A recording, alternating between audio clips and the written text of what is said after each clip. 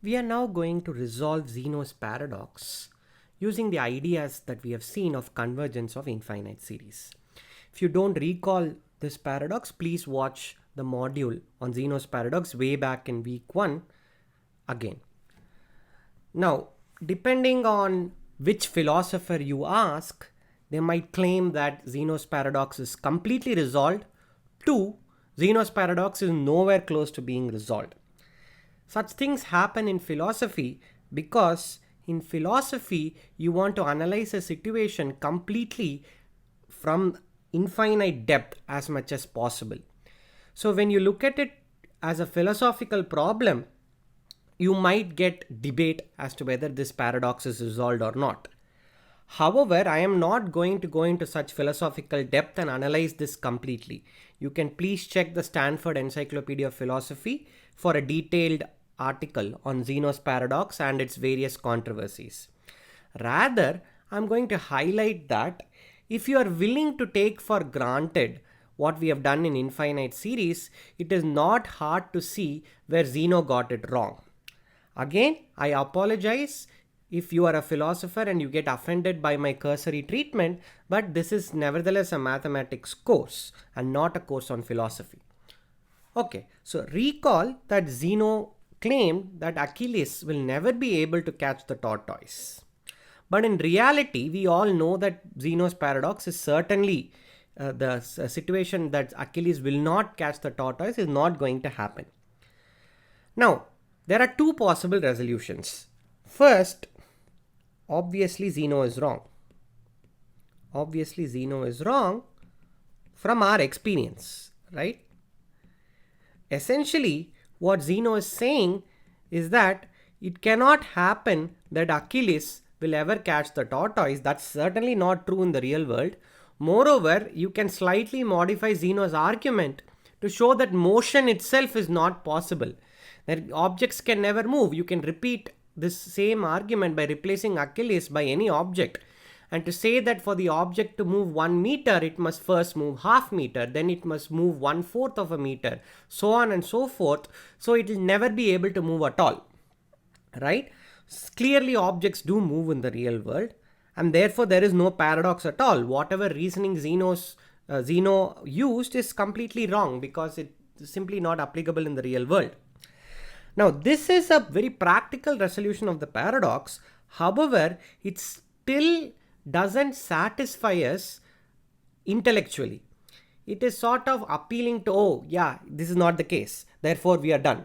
So, this is not very appealing.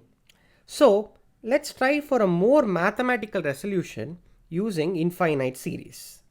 Mathematical resolution using infinite series. Now, the question arises, what does it mean to resolve this paradox? Right? To resolve this paradox is to see and point out some flaw in the reasoning used by Zeno. If you think carefully about Zeno's paradox, the central assumption that Zeno is making to derive this paradox is that an infinite number of events cannot take place in a finite amount of time. This is the central assumption behind Zeno's reasoning as to why Achilles will not be able to catch the tortoise. The infinite number of events is Achilles first covering half the distance to the tortoise, then covering half the remaining distance plus whatever little the tortoise has moved, so on and so forth, right? So, an infinite number of events cannot take place in a finite amount of time. The point is, it is up to Zeno to devise an argument to say why I should believe this. Why should I believe this? Why should I believe this? Since the central argument that Zeno makes relies on this assumption, the burden of proof is entirely on Zeno to convince me that this assumption in the box is actually an appealing assumption to make. Now, you might counter and say, okay, suppose there is a person who is ambiguous. He is not yet made up his mind whether this assumption is true or false, why should such a person not believe this assumption? Or rather, why should such a person reject this assumption? Well, we have the theory of infinite series. The theory of infinite series and convergence,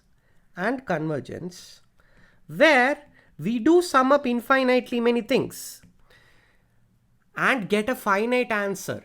Not only that, we can manipulate infinite series. We have seen algebraic properties of infinite series. We have proved non-trivial theorems about infinite series. We have even seen a real world scenario with the chocolate wrapper example that shows that summing up infinite series comes up all the time in the real world. So there is evidence to say that an infinite number of events can happen in a finite amount of time. We have a mathematical model, the theory of infinite series, that allows us to sum infinitely many things and get a finite quantity. So it is not the case that an infinite number of events cannot take place in a finite amount of time. That doesn't seem to be true. Or at any rate, there is some evidence to reject this hypothesis, and that evidence is this entire theory of infinite series.